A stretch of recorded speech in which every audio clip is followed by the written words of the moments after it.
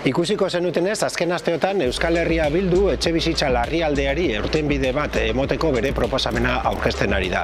Politika publikoak arlo honetan aldatzeko proposamenak egin ditugu. Eta baita ere, posible 30K ekimena aurkeztu dugu. Gure proposamenak 3 ardatz nagusi ditu. Lehenengoa, merkatuaren esku hartzea prezioa kontrolatzeko. Bigarrena, etxebizitzaren funtzio soziala bermatzea. Eta hirugarrenik, alokairuzko parke publikoa biderkatzea. Aste honetan, batzar nagusietan ere etxebizitza politikari buruz mintzatzeko eta eztabaidatzeko aukera izan dugu. Aprobetxatu dugu aukera hori gure proposamena aurkezteko. Y la iniciativa Posible 30.000 lo que propone es la activación de 60.000 nuevas viviendas. 30.000 sin utilizar nuevo suelo, poniendo en el mercado viviendas vacías, viviendas turísticas o mediante la redensificación. Y la construcción de 30.000 nuevas viviendas, por otro lado, financiadas por un fondo público-privado. Etxebizitzaren egoeraren larritasunaren aurrean beharrezkoa dira politika publiko berriak eta ausartak. Euskal Herrian eta Bizkaian posible egin.